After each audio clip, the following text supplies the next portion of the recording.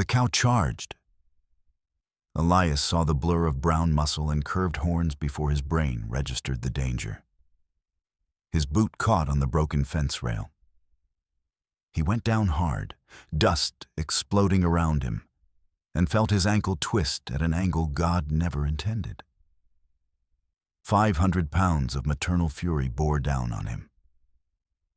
He scrambled backward, hands clawing at dry earth. The mother cow's eyes were wild, nostrils flaring, protecting her calf from what she saw as a threat. Her horn would pierce his chest in 3 seconds. 2. Then a voice shattered the silence. A scream. Sharp. Desperate. Human. The cow stopped, turned. Elias turned too, and his blood ran cold. The girl. The mute girl he had bought 8 days ago.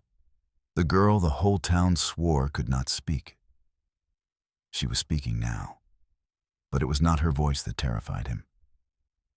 It was what she said next.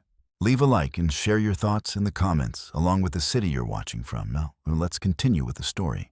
The cow retreated toward her calf, momentarily confused by the unexpected sound. Elias did not move, could not move. His eyes locked on the girl standing 10 paces away, her arms still raised, her chest heaving with rapid breaths. Marin, the mute girl who had not uttered a single syllable in 8 days. The girl who communicated only through nods and gestures. The girl whose silence had seemed as natural as breathing. She had just screamed words, clear, desperate, unmistakable words. Elias pushed himself up from the dirt, his twisted ankles screaming in protest. Dust clung to his sweat-soaked shirt. He took 1 step toward her. She flinched, stepped back. Her eyes went wide with something he recognized instantly. Terror.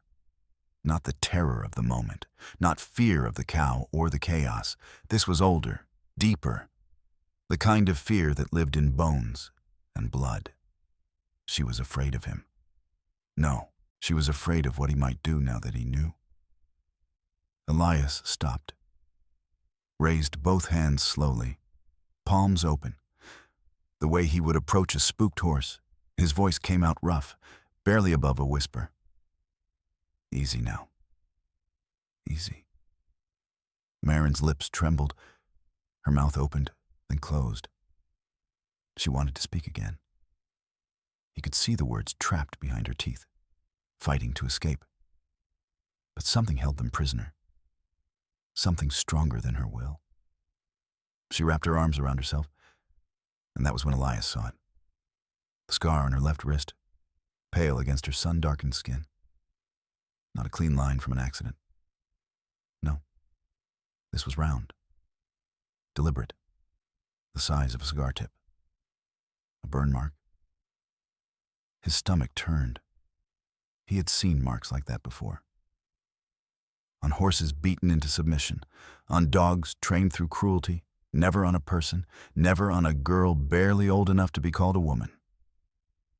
She was not mute. She had been silenced. Someone had burned the voice out of her, punished her until silence became survival. Elias felt something shift in his chest. A door he had welded shut 20 years ago began to creak open. For the first time since he buried his daughter, he wanted to know another person's story. He did not yet understand that her story would drag him straight into hell. 8 days earlier, the sun had beaten down on Dusty Creek like a hammer on iron. Elias had come to town for rope and salt. Nothing more.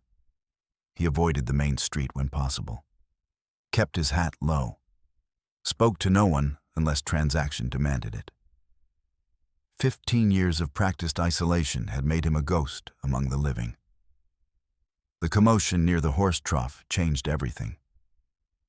A man dragged a girl by her hair through the dust. She did not scream, did not fight. She moved like a rag doll, limp and resigned, as if this degradation was as familiar as breathing. $50 for the mute. The man's voice was thick with whiskey. His clothes hung loose on a frame wasted by drink. $50 and she's yours. Can't talk back. Can't complain. Perfect for any man's needs. Laughter rippled through the gathered crowd. Men elbowed each other. Women turned away, pretending not to see. Reverend Harlan stood on the church steps, watching. He shook his head with practiced sorrow, then walked inside. Family matters, his posture said. None of my concern. Elias should have walked away. Should have bought his supplies and ridden home to his empty ranch and his silent dinners and his ghosts. That was the safe path. The path he had walked for 2 decades. But then the girl lifted her head. Her eyes met his across the dusty street, and Elias felt something crack inside his chest.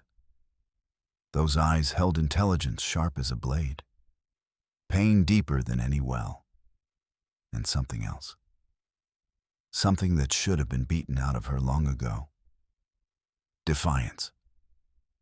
He crossed the street before his mind caught up with his boots, pulled $50 from his pocket, watched the drunk's face split into a rotten-toothed grin. Pleasure doing business, the man said, snatching the money. He did not look back at his daughter as he stumbled toward the saloon.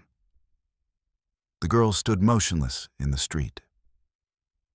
Elias did not touch her, did not explain. He simply turned and walked toward his wagon. And after a long moment, she followed. The ride to the ranch took 3 hours. Elias offered her his canteen once. She stared at it for a full minute before drinking, eyes never leaving his face, waiting for the trap to spring. It never did. Thornton Ranch had seen better years. Fences sagged, weeds choked the yard. The barn door hung crooked on rusted hinges. Elias had let it all slide after Margaret died, after Clara. What was the point of maintaining a home when home had become a tomb? He showed the girl to the spare room, did not explain the locked door across the hall, did not explain the dining table with 2 chairs, one thick with dust, did not explain the family photograph lying face down on the shelf, its subjects too painful to witness. She asked no questions. Of course she did not. She could not speak, or so he believed.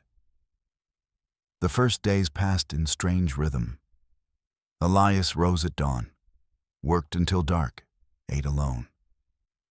The girl moved through the house like a shadow, silent and watchful. On the second morning, he found the kitchen cleaned. On the third, the horses fed before he reached the barn. She knew animals. He realized this when he watched her approach Biscuit, the old mare no one could touch without risking a bite. Marin ran her hands along the horse's flank, studied her gait, then pointed to the left foreleg. Elias checked. Stone bruise, hidden beneath the hoof. He had missed it completely. The girl could not speak, but she saw everything. He noticed other things too.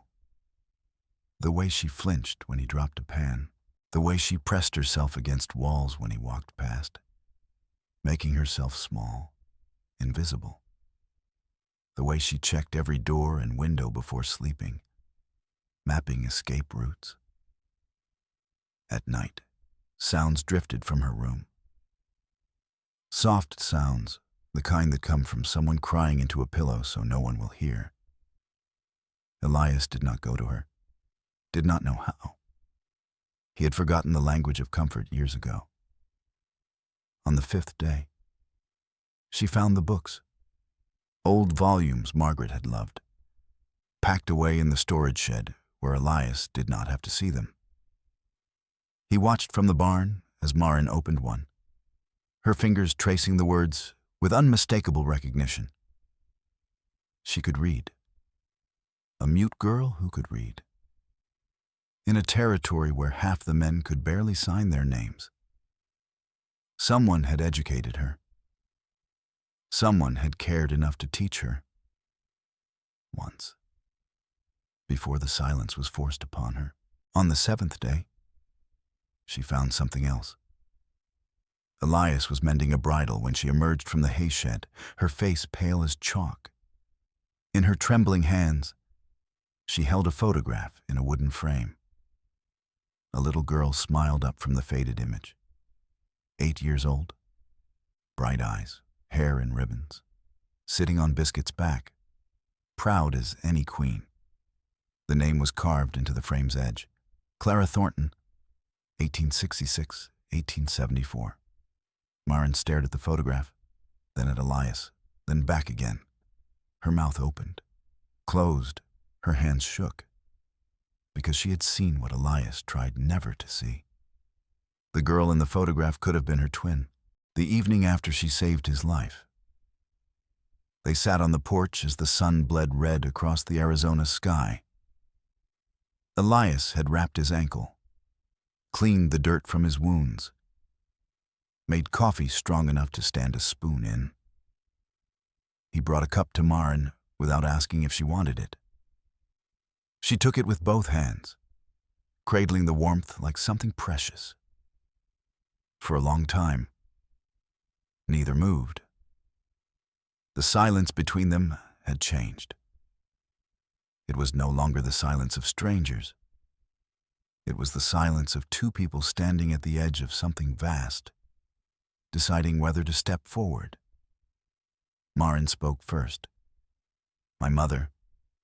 Her voice came out cracked, rusty, like a gate that had not opened in years. She talked, all the time, stories, songs. She never stopped. Elias watched her profile against the fading light. Did not interrupt. Father hated it. Maren's hands tightened on the cup. Said she talked too much. Said women should know their place. She did not say what happened next. She did not need to. Elias had seen the burn scars, had watched her flinch at sudden sounds. The story wrote itself in the spaces between her words. I had a daughter, Elias said. The words surprised him. He had not spoken of Clara to anyone in 20 years. Clara. She was 8 when she died. Horse threw her near the creek. I was in town by the time I got home. He stopped. Some sentences could not be finished. Maren turned to look at him. In her eyes, he saw no pity, only recognition. Two broken people, finding pieces of themselves in each other's wreckage. The days that followed brought something Elias had forgotten existed. Hope. It started small. Maren discovered a herd of wild horses grazing near the eastern creek. 12 head, young and strong. If they could be caught and broken, they would fetch good money at the autumn market. Elias had not broken horses in years. His bones were too old, his reflexes too slow. But Maren showed him another way. She approached the herd not with ropes and force, but with patience, stillness. She sat near the water for hours, letting the horses grow accustomed to her presence. Within a week, the lead mare ate grain from her palm. The ranch began to breathe again. Fences were mended. The barn door was rehung. Maren scrubbed years of neglect from the kitchen, and soon the house smelled of bread and stew instead of dust and regret. She cooked the way her mother must have taught her, simple dishes that somehow tasted like home. Elias found himself talking more. Small things at first, instructions about the cattle, observations about the weather, but slowly, carefully, other words emerged, stories about Margaret, memories of Clara, things he had locked away so tightly he had forgotten they existed. Maren listened. That was her gift. She listened not just with her ears, but with her whole being, as if every word he spoke mattered. One evening, she asked about the locked room. Elias hesitated. Then he retrieved the key from its hiding place and opened the door. Clara's room had not changed in 20 years. The bed was still made. The doll still sat on the shelf. The wooden horse Elias had carved for her 3rd birthday still stood on the windowsill, frozen in mid-gallop. Maren did not cry, did not offer hollow comfort. She simply walked to the shelf, picked up a dust cloth, and began to clean. Elias watched her tend to his daughter's memory, and something inside him unclenched. A fist that had been closed for 2 decades slowly opened. He was not replacing Clara. Maren was not his daughter. But maybe, just maybe, 2 wounded souls could build something new from the ashes of what they had lost. Widow May visited on a Tuesday. The old woman ran the general store in town, one of the few who still nodded to Elias when he came for supplies. She brought jam and bread, and when she saw Maren, she stopped dead in the doorway. "Lord have mercy," May whispered. "You look just like her, just like Ruth." Maren froze. "You knew my mother, knew her." May's eyes glistened. "She was my friend, before your father took her away from everything she loved." That night, Maren smiled for the first time. A real smile, not the careful mask she wore against the world. And Elias realized that he had smiled back. The ranch was not prosperous. His bones still ached. The ghosts still lingered. But for the first time in 20 years, Elias Thornton looked forward to tomorrow. He should have known it could not last. The next morning, boots crunched on the gravel outside. A fist pounded the door. Elias opened it, and his blood turned to ice. Silas stood on the porch, whiskey on his breath and a grin splitting his weathered face. "Heard my little girl found her voice," he said. "That changes the price, old man." Silas leaned against the doorframe like he owned the place. His clothes were filthier than before, his eyes more bloodshot. But the predator's smile remained unchanged. $200, he said. "That's the new price for a talking girl." Elias blocked the doorway with his body. Behind him, he heard Maren's sharp intake of breath, the sound of her stepping backward, the creak of floorboards as she pressed herself against the far wall. "You took $50, Elias said.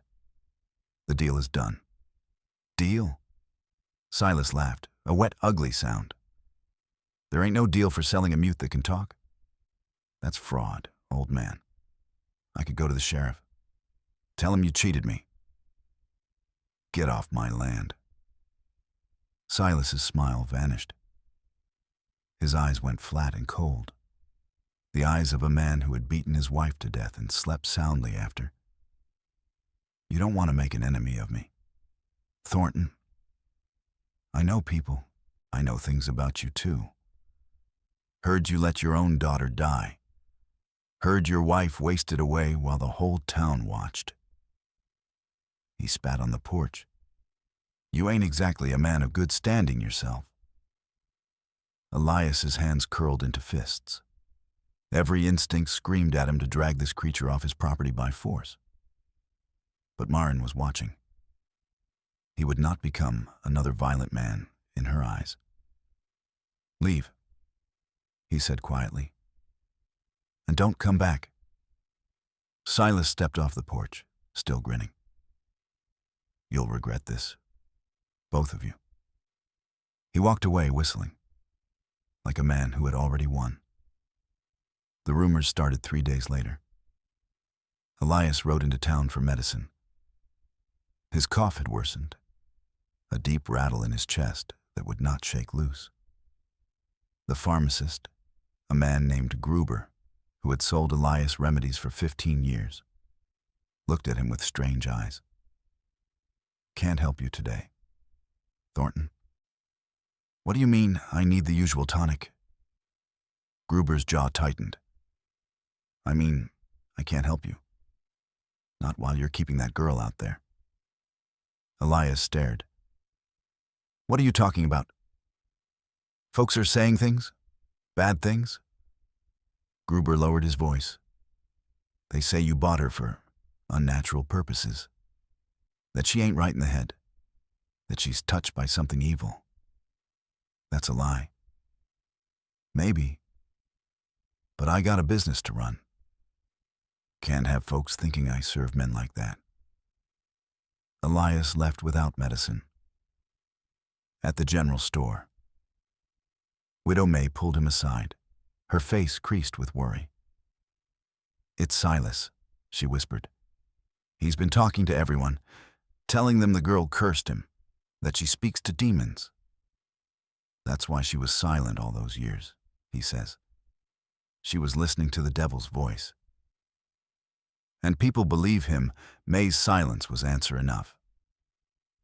The violence came next. Marin walked to the creek to fetch water. She came back with a bruise on her shoulder and terror in her eyes. Children had thrown stones. Adults had watched and done nothing.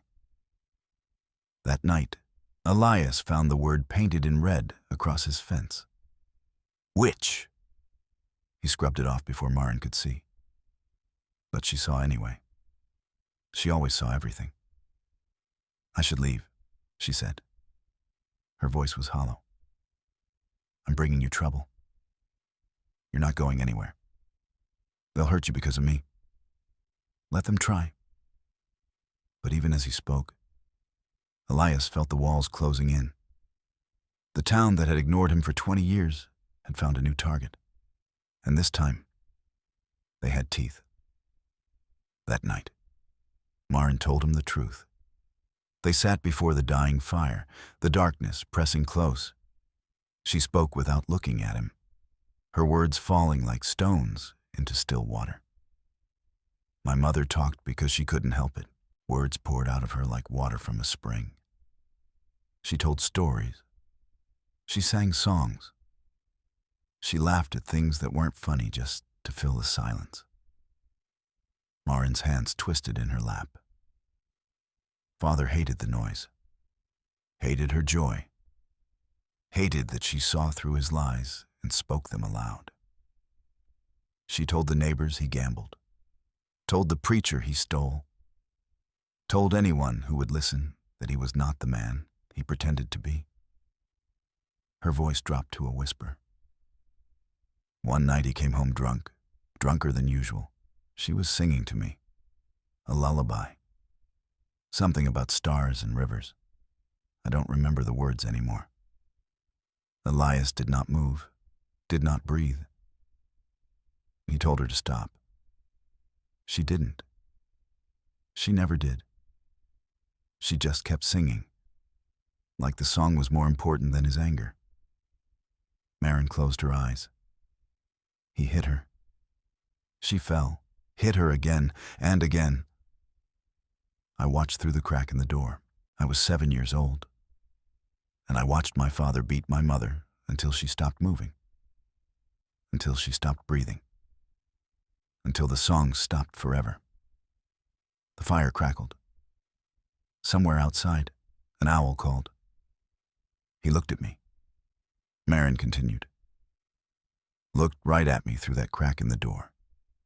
And he said one word. You speak one word, you'll end up just like her. She opened her eyes. They were dry. She had cried out all her tears years ago. 12 years. I didn't speak for 12 years. Because I believed him. Because I thought my voice was a death sentence. Elias reached out and took her hand. Said nothing. What words could possibly be enough later? After Marin had gone to bed. Elias stepped outside to breathe. The cough seized him again, harder this time. He bent double, hands on knees, fighting for air. When he pulled his hand from his mouth, it was dark with blood. He stared at the stain in the moonlight. Remembered how Margaret had coughed the same way in her final months. Remembered the doctor's grim prognosis. Remembered the grave he had dug with his own hands. The sickness had found him too. He wiped his hand on his trousers and said nothing. Marin had enough ghosts to carry without adding his death to her burden. The letter arrived the next morning. Official seal. Bank letterhead. 30 days to pay $300 or forfeit the ranch. Elias read it twice, then set it in the fire. $300 he did not have. 30 days he might not survive. And somewhere in town, Silas was whispering poison into willing ears. But the worst was yet to come. Because Silas was not working alone. And the man standing behind him wore a preacher's collar. Everything collapsed at once. The horse buyer from Prescott sent word through a passing rider. The deal was off. He had heard troubling rumors about the Thornton Ranch, about the girl who lived there. He wanted no association with such unsavory business. $200, gone like smoke. Elias crumpled the message and threw it into the fire. Said nothing. But Marin saw his shoulders sag. Saw the way he gripped the mantle like a man trying to stay upright in a storm. That same afternoon, Widow May arrived with news that turned the storm into a hurricane. "It's Harlan," she said, glancing over her shoulder as if the Reverend might materialize from the dust. He's the one spreading the worst of it, calling town meetings, telling folks the girl is dangerous, that she needs to be removed for the safety of God-fearing Christians. Elias stared at her. Harlan the Reverend. The same man who walked past while Silas sold her in the street. May's voice trembled with anger. The same man who preaches charity on Sunday and practices cruelty every other day. Why, what does he gain? May hesitated. Looked at Marin, then back at Elias. Because Silas owns him. The story came out in fragments, years ago. Reverend Harlan had developed a taste for cards, gambling debts mounted. Silas, flush with money stolen from his dead wife's family, had paid those debts. In exchange, Harlan became his creature, his puppet, his voice of respectability when respectability was needed. Silas wants Marin back, May said. Word is, there's a man in Tucson willing to pay $500 for a young woman. No questions asked. Elias felt the floor tilt beneath him. $500. His stomach turned at what such a price implied. Harlan gives him cover. May continued. Makes it seem like driving her out is righteous work. And once she's gone from here, once she's alone.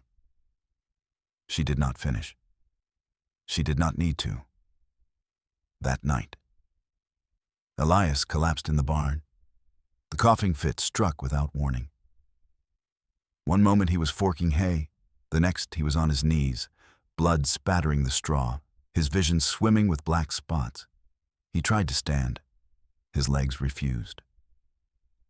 The last thing he saw before darkness took him was the barn roof spinning overhead.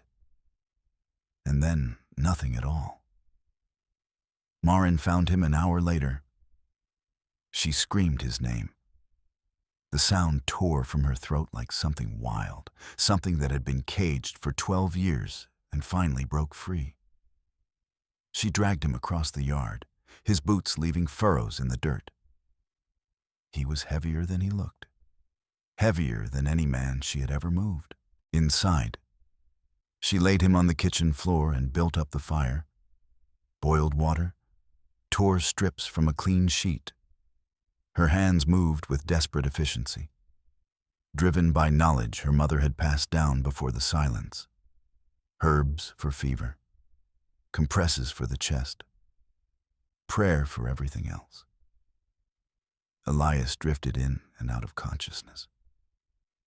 In his fever dreams, he saw Clara laughing on Biscuit's back, saw Margaret reading by lamplight, saw the graves he had dug and the years he had wasted, and all the words he had never spoken when speaking might have mattered. He woke once to find Maren gripping his hand, tears streaming down her face. "Don't leave me," she whispered. "Please, don't leave me alone again." The words struck him harder than any fist.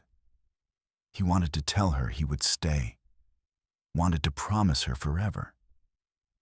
But his mouth would not cooperate, and the darkness pulled him under again. By morning, the fever had broken. Elias opened his eyes to gray dawn light and the smell of broth.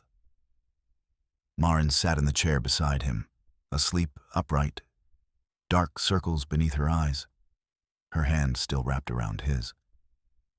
She had saved his life. Again. But when he looked at her face, he saw something that frightened him more than his own death. He saw resolve, the terrible, quiet resolve of someone who had made an impossible decision.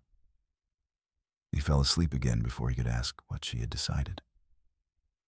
The letter was on the kitchen table when he woke at noon. Maren was gone. Elias read the words 3 times, his hands trembling so badly the paper shook. "I am the reason they hate you. I am the reason you will lose everything. If I leave, they will stop. You can sell the horses, pay the bank, live. I cannot watch another person die because of me. Thank you for showing me what a father should be. I will not forget. Please do not follow. Maren." Elias was out the door before he finished reading. He tracked her footprints through the dust, across the east pasture, toward the rocky bluffs that overlooked the canyon. The place where the earth dropped away into nothing. The place where no one ever went. The wind had picked up, carrying the smell of rain, dark clouds massed on the horizon. A storm was coming, the kind that turned dry creek beds into killing floods. He found her at the edge of the cliff. She stood motionless, looking down at something in the canyon below. Her hair whipped around her face, her dress billowed in the gusting wind. She looked small against the vastness of the sky, fragile as a sparrow. Maren. She did not turn, did not move. Elias approached slowly, his chest burning with every breath. The climb had cost him. He could taste blood in the back of his throat. "Step back from the edge. I'm not going to jump." Her voice was calm, too calm. "I'm looking at my mother." Elias stopped, looked down into the canyon. There, among the rocks and scrub brush, he saw a pile of stones, weathered, old. The kind of markers someone makes when they have no money for a headstone and no help for a proper burial. "He threw her body here," Maren said, 12 years ago. "Told everyone she ran off, left her daughter behind. But she's been here all along, right here, waiting for someone to remember." Elias felt his heart crack. "I used to dream about this place," Maren continued. "Before I knew what it was, I dreamed of falling, of the rocks, of her voice calling me down." She finally turned to face him. Her eyes were dry, but something in them had broken open. "She left something for me, before she died. She told me once, when Father was away. She said if anything ever happened, I should come to the old bluff and dig beneath the twisted oak. Marin pointed to a gnarled tree clinging to the cliff's edge. I was too afraid. For 12 years, I was too afraid to look. Elias moved to her side. Together, they knelt at the base of the oak. Together, they dug with bare hands into the rocky soil. 6 inches down, his fingers struck metal, a tin box, rusted but intact. Marin lifted it with shaking hands. Inside, wrapped in oilcloth, lay 3 items.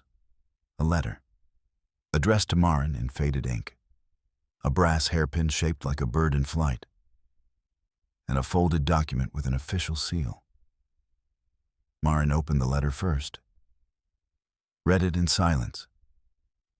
Tears finally came, streaming down her face as her mother's voice spoke to her from beyond the grave. When she finished, she handed Elias the document. He unfolded it carefully, read it twice to make sure he understood. It was a land deed. 20 acres adjacent to his own property, registered in the name of Ruth Avery, Marin's mother. Worth more than enough to save the ranch, but claiming it would require Marin to prove her identity. In front of the whole town, they carried the tin box back to the ranch as the first drops of rain began to fall. Inside, with the storm rattling the windows and lightning splitting the sky, they spread the contents on the kitchen table and began to plan. The deed was genuine. Elias had seen enough legal documents in his years to recognize authentic county seals and proper signatures. Ruth Avery had purchased 20 acres of land 3 months before her death, using money her own mother had left her. Money Silas never knew existed. She was planning to leave him, Marin said softly, touching the faded paper. She was going to take me and start over. But Ruth had died before she could escape, and the land had sat unclaimed for 12 years, waiting. To file this deed, we need witnesses, Elias said. Someone who can confirm you're Ruth's daughter. Someone respectable enough that the county clerk won't dismiss the claim. Widow May knew my mother. May alone won't be enough, not with Harlan poisoning every ear in town. Elias rubbed his jaw, thinking, we need the law on our side. We need the sheriff. Marin shook her head. Sheriff Dawson won't help us. He's never helped anyone who couldn't help him back. Maybe. But Dawson cares about one thing more than money. His reputation. If we can show him proof of a crime, proof that Harlan and Silas are conspiring, he'll have to act. Otherwise, he looks like a fool or a coward. The rain hammered the roof. Thunder rolled across the valley like cannon fire. But inside the small kitchen, something else was building. Something quieter. Something stronger. Hope. Elias rode to Widow May's house the next morning, his chest still aching, his hands still stained with grave dirt. She listened without interrupting as he laid out the evidence. The deed, the letter, the conspiracy between Silas and Harlan. When he finished, May was silent for a long moment. Then she reached into her apron pocket and withdrew something small, a brass hairpin, shaped like a songbird. Ruth gave me this, she said, the day before she disappeared. She said if anything happened to her, I should keep it safe. That someday someone would come asking. She pressed the pin into Elias's palm. It matches the one you found. Ruth had 2 made. One for her, one for me. Proof we were friends. Proof she was real. Her eyes hardened with old grief and fresh anger. I'll testify. I'll stand in front of the whole damn town and tell them what Silas did. What Harlan covered up? I should have spoken 12 years ago.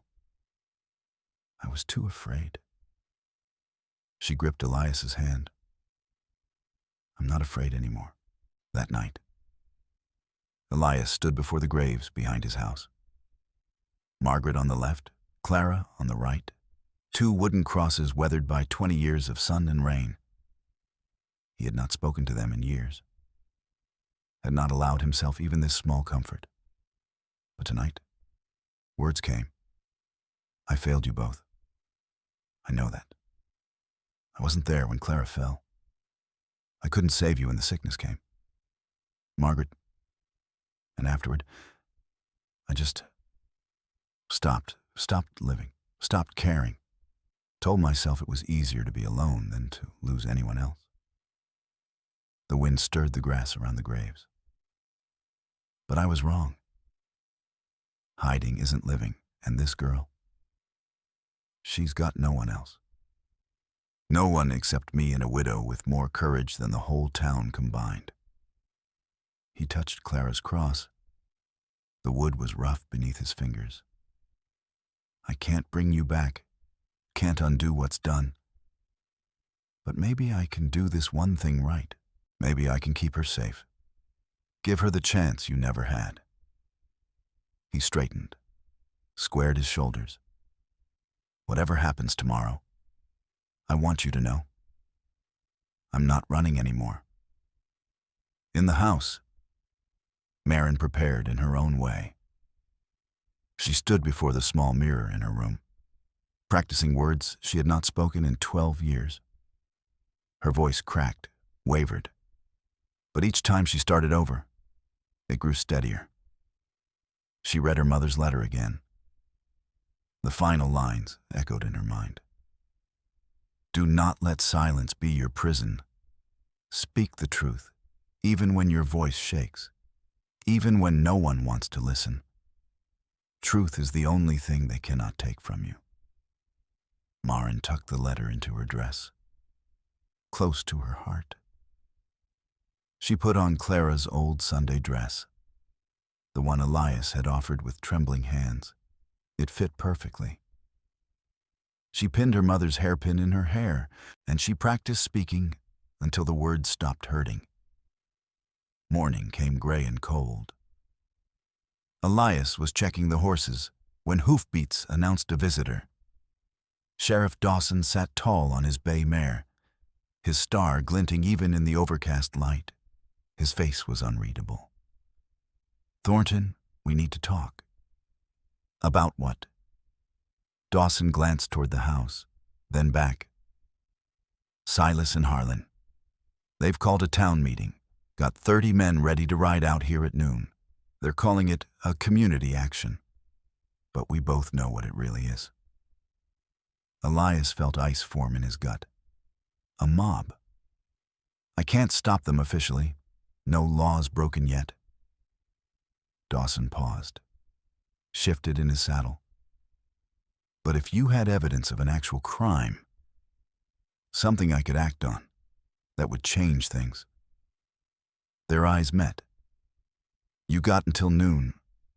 Thornton. After that, I can't help you. He turned his horse and rode away, without looking back. Elias watched him go.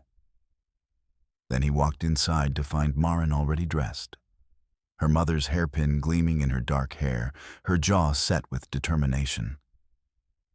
I heard, she said. Then you know what we're facing. 30 men, 3 hours. She picked up her mother's letter and held it like a shield.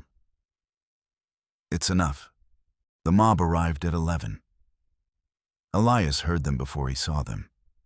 Hoofbeats like thunder, voices rising in angry chorus, the creak of wagon wheels and the stamp of boots on hard-packed earth.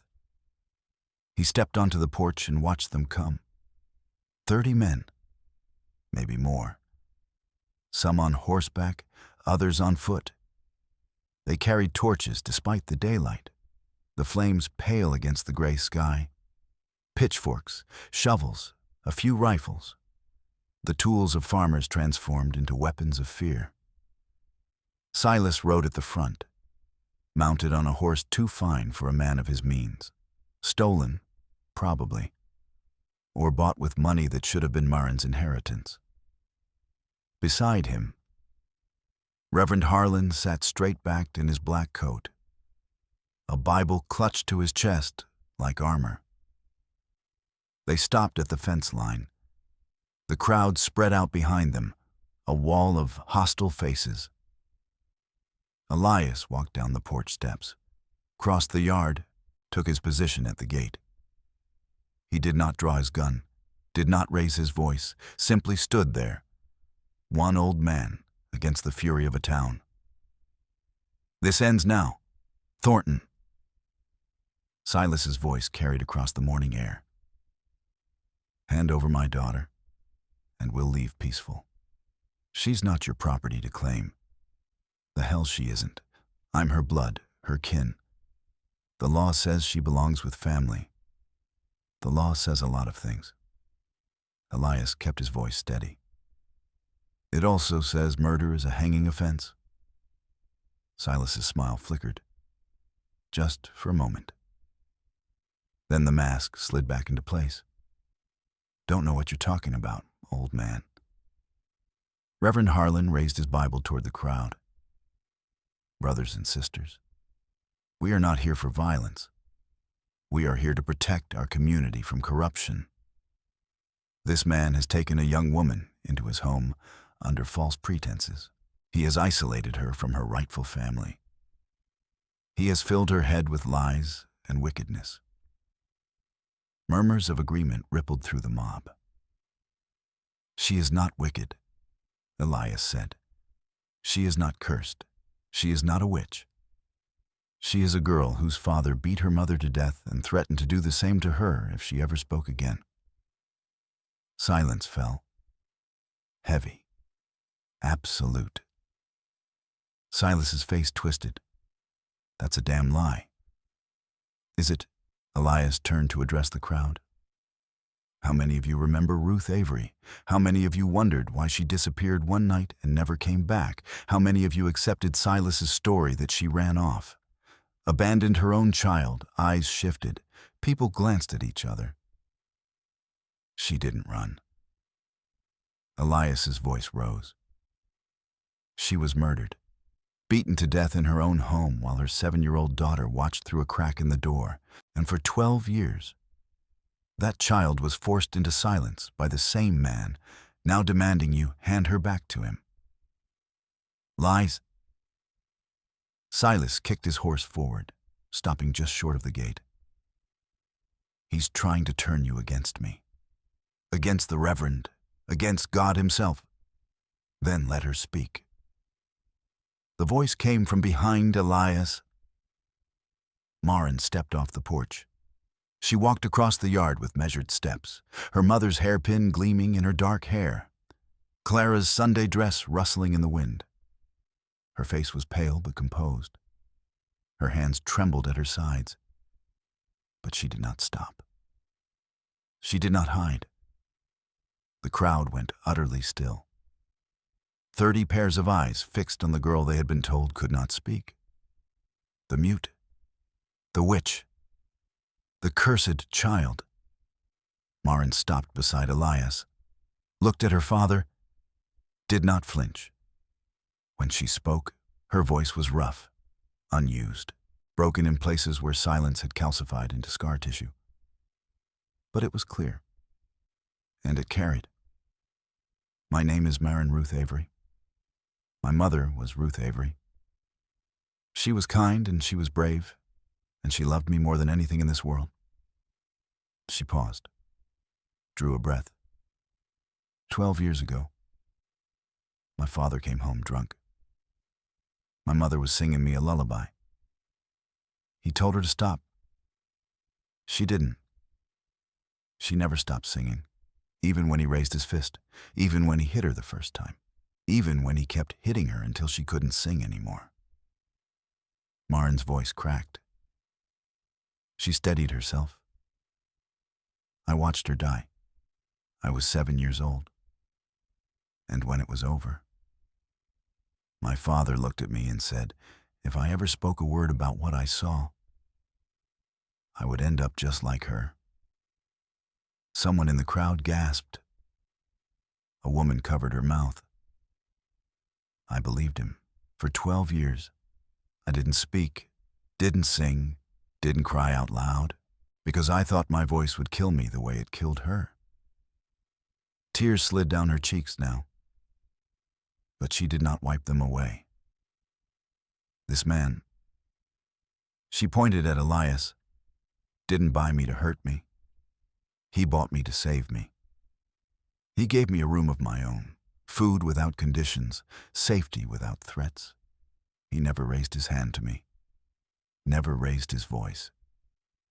She turned to face the crowd fully.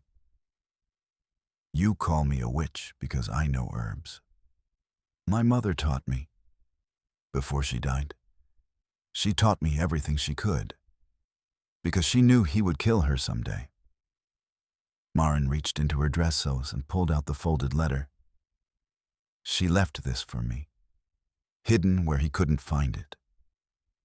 She knew she was going to die, and she wanted me to know it wasn't my fault, that I should live, that I should speak.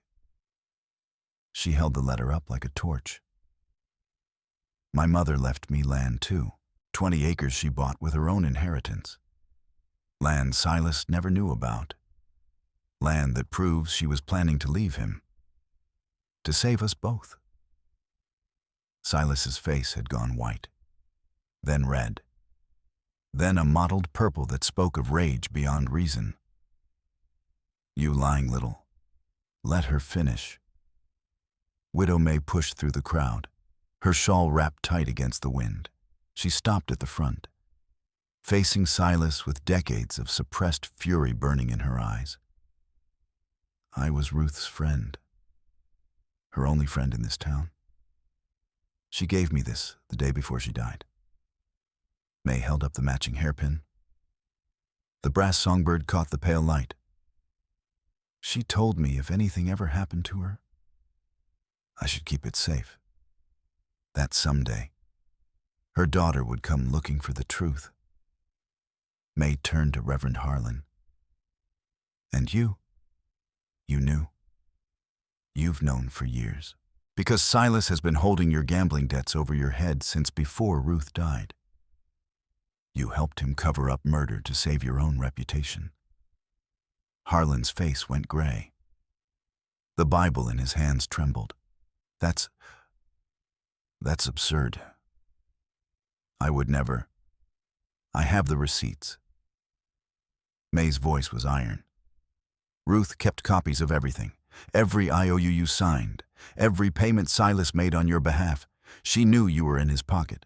She was going to expose you both. The crowd shifted. The anger that had been directed at Maren and Elias began to turn, began to redirect toward the two men who had led them here. A farmer near the back lowered his pitchfork. A woman stepped away from the group, pulling her son with her. The mob was fracturing, and Silas knew it. He moved faster than a man his age should have been able to. The knife appeared in his hand like a conjurer's trick, bright steel flashing in the gray morning light. He lunged toward Maren with murder in his eyes. You should have stayed silent. Elias moved. There was no thought, no calculation, just instinct honed by 20 years of protecting livestock from predators. He threw himself between Silas and Maren, arms spread wide, body becoming a shield. The knife found his shoulder, sank deep, grated against bone. Pain exploded through him, white-hot and blinding. His knees buckled. He fell. Maren screamed. The sound galvanized the crowd. 3 men tackled Silas before he could strike again. Someone wrenched the knife from his hand. Someone else pinned him face down in the dirt. Sheriff Dawson appeared as if from nowhere, his star glinting, his voice cutting through the chaos. Silas Avery, you're under arrest for assault and pending investigation for the murder of Ruth Avery. He turned to his deputies. Take Harlan too. Conspiracy, incitement. We'll sort out the charges later. Harlan did not resist. The fight had gone out of him the moment May produced the receipts. He looked like a man watching his life crumble to dust. Maren dropped to her knees beside Elias. Blood soaked through his shirt, spreading in a dark bloom across the fabric. His face was pale, his breathing shallow. No. She pressed her hands against the wound, trying to stop the bleeding. No. No. You can't. Not now, please. Elias looked up at her, managed something like a smile. Worth it, he whispered, keeping you safe. Worth everything. Someone get the doctor. May was shouting. Get Dr. Harrison now. The crowd that had come to drive Maren away now scrambled to help. Hands lifted Elias carefully. Voices called for bandages, for water, for speed. Through it all, Maren held onto his hand, would not let go. Stay with me. Her voice broke on the words. Please, stay with me. Pa. The word slipped out before she could stop it. A word she had never called anyone. A word she thought she would never use again. Pa. Elias's grip tightened on her fingers. Not going anywhere, he breathed. Told you before. Not going anywhere, kid. They carried him inside. The doctor arrived within the hour, bag in hand, face grim. The examination took forever. The waiting took longer. When Harrison finally emerged from the bedroom, his expression was unreadable. The shoulder wound is serious, but not fatal. With rest and proper care, he'll heal. Maren sagged with relief. But the doctor was not finished. However, he paused, removed his spectacles, cleaned them slowly. There's something else. Something I need to discuss with you. He looked at Maren with eyes that held too much knowledge. That cough he's been hiding. The blood he thinks no one notices. Maren's heart stopped. How long does he have? 1 month later, the ranch had transformed. Fences stood straight and strong, mended with new timber. The barn door hung true on oiled hinges. Flowers bloomed in boxes beneath the kitchen window, planted by hands that had finally learned they could create instead of merely survive. Elias sat on the porch in the rocking chair Margaret had loved, a blanket across his knees despite the warm afternoon sun. The wound in his shoulder had healed clean, leaving only a puckered scar and occasional stiffness when the weather turned. The other ailment, the one that lived in his lungs, remained. But Dr. Harrison had given him hope. Rest, the doctor had said. Good food, less dust, no more working yourself into the grave. A pause. You could have years yet, Thornton, if you let yourself live them.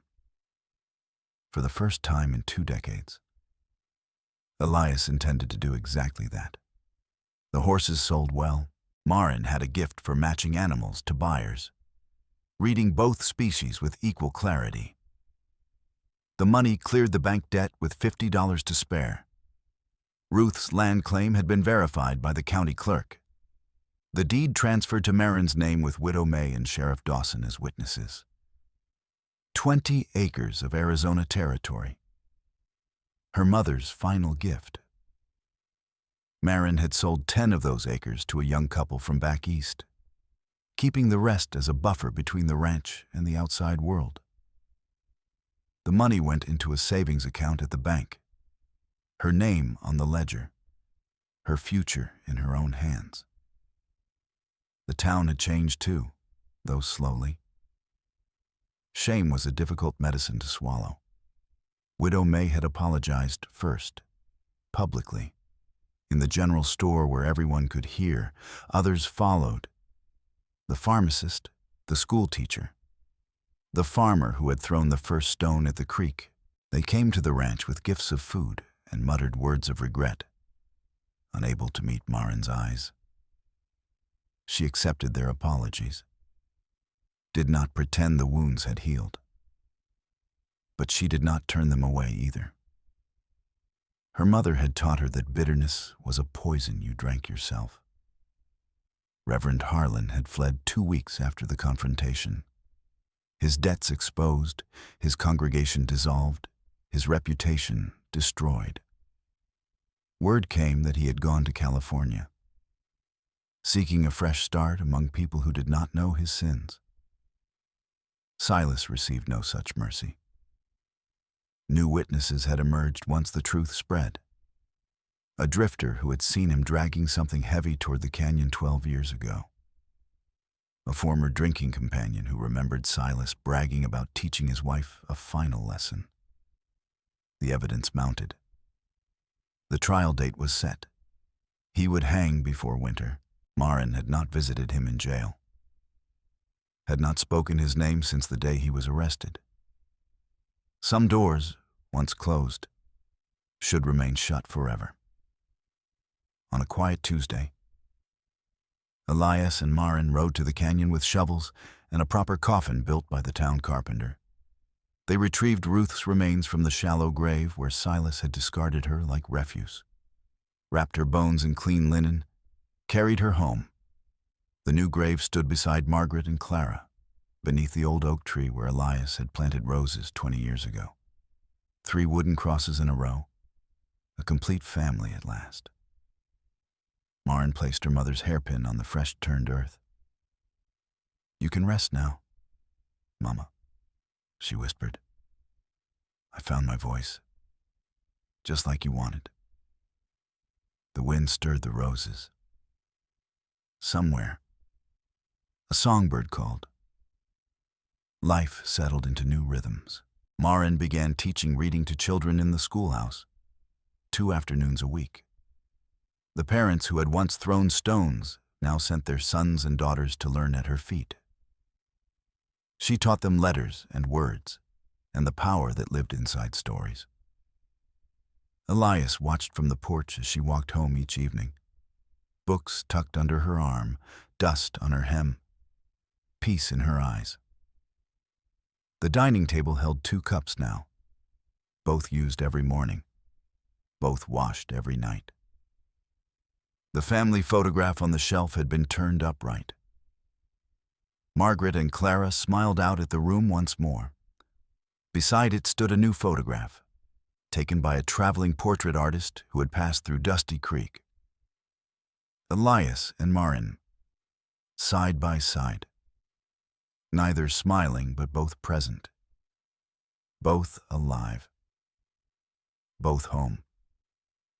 On the last evening of summer, they sat together on the porch, watching the sun paint the grasslands gold and amber. "Any regrets?" Elias asked. Marin considered the question. Considered the years of silence, the years of fear, the years lost to a monster who should have protected her. "I regret staying quiet so long," she said finally. "But you spoke when it mattered." "Yes." She looked at him, at the father she had found in the wreckage of both their lives. "And I will never be silent again." Elias nodded, reached over, squeezed her hand. They sat together as darkness fell. 2 survivors watching stars emerge one by one, breathing the same air, sharing the same peace. The ghosts remained. They always would. But ghosts could coexist with the living, if you let them. And for the first time in 20 years, the Thornton Ranch held more life than death. Some of us know what it means to be silenced. Maybe not by a fist, maybe not by a direct threat, but by circumstance, by fear, by the weight of expectations that told us our voice did not matter. Our truth was inconvenient. Our story was better left untold. Maren carried 12 years of silence before she found the courage to speak. Elias carried 20 years of grief before he found the strength to open his heart again. Both of them discovered the same truth: healing begins when we stop hiding. If this story touched something inside you, I want to hear about it. Have you ever stayed silent when you should have spoken? Have you ever found family in unexpected places? Have you ever watched someone you love suffer and felt powerless to help? Leave a comment below. Share your story. Or simply let me know you were here by leaving a like. And if you know someone who needs to hear this message, someone still trapped in their own silence, share this story with them. Sometimes the words we cannot speak for ourselves become easier when someone else speaks them first. Your voice matters.